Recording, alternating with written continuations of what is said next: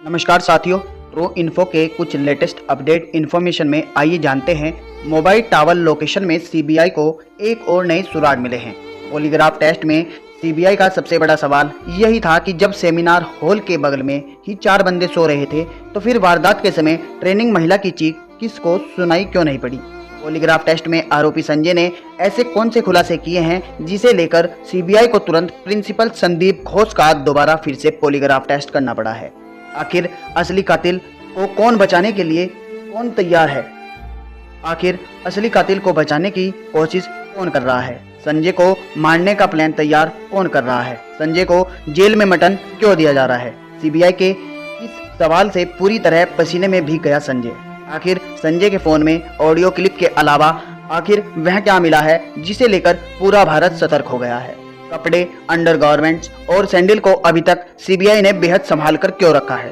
पीड़ित महिला के दाह संस्कार को लेकर कौन से नए खुलासे हुए हैं? सब कुछ जानेंगे विस्तार से, लेकिन आगे बढ़ने से पहले आप सभी के लाइक और कमेंट के लिए शुक्रिया। इस वीडियो के लिए अहम करते हैं 10,000 लाइक्स। पॉलीग्राफ टेस्ट के समय सीबीआई का एक बड़ा सवाल यह था कि तीसरी मंजिल पर अगर सेमिनार हॉल के ठीक बगल में स्लीपिंग रूम था और इंटरनल रूम था तो फिर महिला की चीख बाहर किसी को सुनाई क्यों नहीं पड़ी? क्योंकि उस वक्त ट्रेनी महिला डॉक्टर के 4 साथी स्विमिंग रूम में ट्रेनी रूम में सो रहे थे। इसके लिए तर्क दिया जा रहा है कि सेमिनार हॉल साउंड प्रूफ था, इस महिला की चीख बाहर नहीं आई। लेकिन सीबीआई इस जवाब से संतुष्ट नहीं है, क्योंकि सुबह 4 बजे सब कुछ शांत था और बगल के कमरे में ट्रेनी महिला के साथ सो रहे थे और उस वक्त इतनी भयावह चीख 3 फीट दूर कमरे में कैसे नहीं पहुंची। यह एक ऐसा सुराग है जो साबित करता है कि प्रिंसिपल कुछ बड़ा कांड छुपा रहा है और शायद किसी चीख को छुपाने के लिए सेमिनार हॉल के बगल में रिकंस्ट्रक्शन का वर्क कराए गए थे। इस वक्त सीबीआई का सबसे बड़ा सवाल यही है कि अगर संजय ने ट्रेनी डॉक्टर को नहीं मारा तो फिर उसकी असली कातिल सीसीटीवी में कैद क्यों नहीं हुआ। यही वजह है प्रिंसिपल संदीप को दोबारा पॉलीग्राफ टेस्ट शुरू हो चुका है, ताकि पता लगाया जा सके कि संदीप और संजय के अलावा इस केस में और कौन शामिल थे। सीबीआई का यह भी सवाल है कि सोते वक्त चश्मा कौन लगाता है। आमतौर पर सोते वक्त हर कोई अपने चश्मे को बाहर निकाल कर रखते हैं, लेकिन जैसे ही रिपोर्ट में पाया गया संजय ने ट्रेनी महिला के चेहरे पर एक घूसा मारा कि चश्मे के शीशे टूटकर आंखों में घुस गए। उससे भी बड़ा सवाल है कि चश्मा टूटा तो नीचे नहीं, गिरकर आंखों में कैसे चला गया?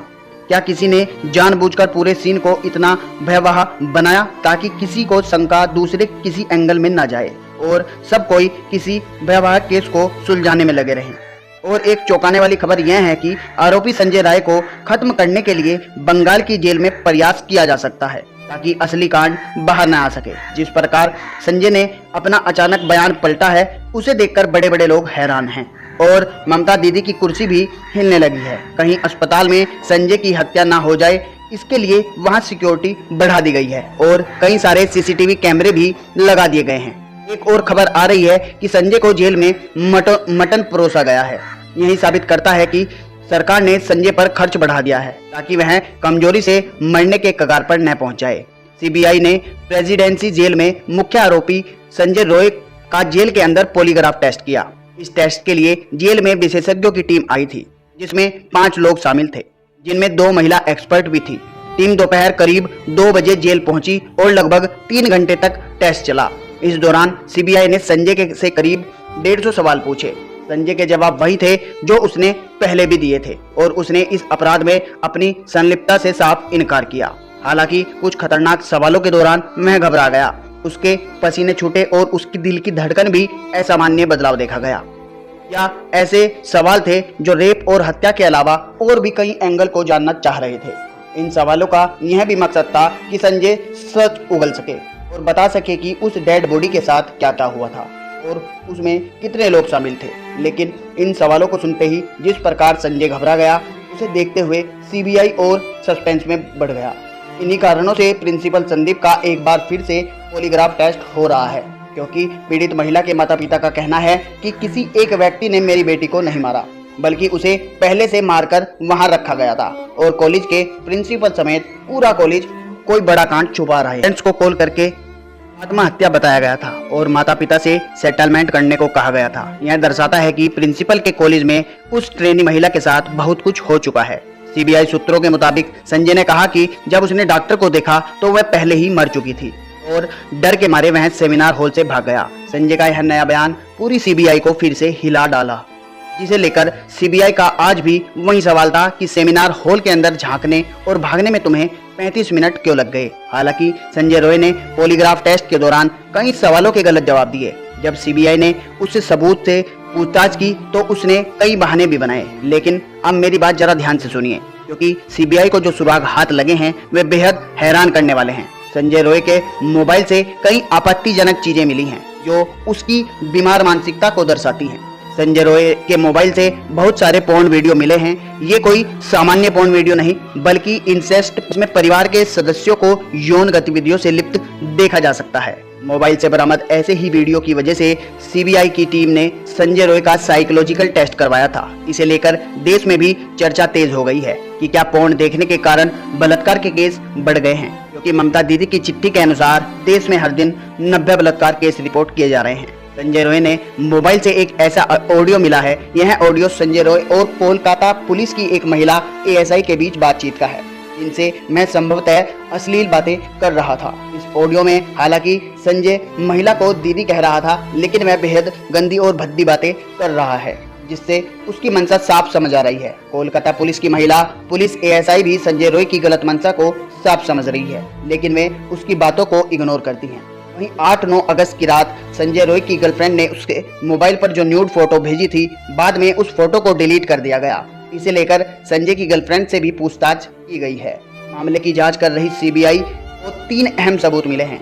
इनमें मुख्य आरोपी संजय रॉय की 9 चीजें भी शामिल हैं। सीबीआई के हाथ जो सबूत लगे हैं उनमें डिजिटल सबूत, सीसीटीवी कैमरे फुटेज और फोरेंसिक रिपोर्ट अहम है। इसके अलावा संजय रॉय की 9 चीजें भी मिली हैं। सीबीआई ने संजय रॉय के कपड़े, अंडरगारमेंट और सैंडल को जब्त किया है। बताया जा रहा है कि इन चीजों को उसने वारदात के वक्त पहना था। सीबीआई को इसके अलावा मुख्य आरोपी की मोबाइल टावर लोकेशन भी मिली है, जिससे पता चलता है कि वह वारदात के वक्त वहीं पर मौजूद था। साथ ही उसकी बाइक और हेलमेट को भी सबूत के तौर पर जब्त किया गया है। इसके अलावा 40 और महत्वपूर्ण चीजें हैं जो राज्य फोरेंसिक विज्ञान प्रयोगशाला में क्राइम जोन की से इकट्ठा की थी। बता दें कि सीबीआई जल्द ही अदालत में अपनी चार्जशीट फाइल कर सकती है। गुत्थी अब इस बात पर उलझी है कि अगर संजय ने इस वारदात को अंजाम नहीं दिया है तो क्या वह वारदात के बाद घटना स्थल पर पहुंचा और मृतकों के शव के साथ अमानवीयता की, या फिर उसने अकेले ही जनगणनीय अपराध को अंजाम दिया और अब सीबीआई से झूठ बोल रहा है, जबकि उसने कोलकाता पुलिस के सामने अपना गुनाह कबूल किया था। ये सभी बात तब तक केवल कयास बनी रही जब तक सीबीआई आधिकारिक रूप से कोई खुलासा नहीं करती। पॉलीग्राफ टेस्ट के परिणाम स्पष्ट रहने के कारण सीबीआई आरोपी का ब्रेन मैपिंग और नार्को टेस्ट भी कर सकती है।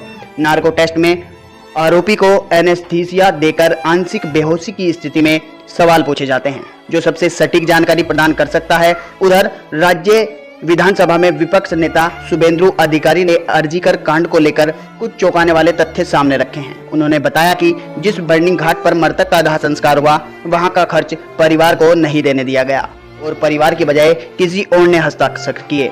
शुभेंदु अधिकारी ने आरोप लगाया कि इस घटना को शुरू से छिपाने की कोशिश की गई है। पहले इसे आत्महत्या बताकर सबूत के साथ छेड़छाड़ हुई और सेमिनार हॉल के पास एक कमरे को तोड़ दिया गया। उन्होंने कहा कि तृणमूल कार्यकर्ताओं ने 14 अगस्त की रात को आरजीकर अस्पताल में तोड़फोड़ की और अब सीबीआई इस मामले की जांच कर रही है। शुभेंदु ने आरोप लगाया कि राज्य सरकार ने वित्तीय अनियमितताओं की जांच खुद करने की कोशिश की, लेकिन हाईकोर्ट ने इसे भी सीबीआई के हवाले कर दिया। इस वीडियो में फिलहाल इतना ही। आप देख रहे हैं ट्रू इन्फो। मिलते हैं नेक्स्ट वीडियो में।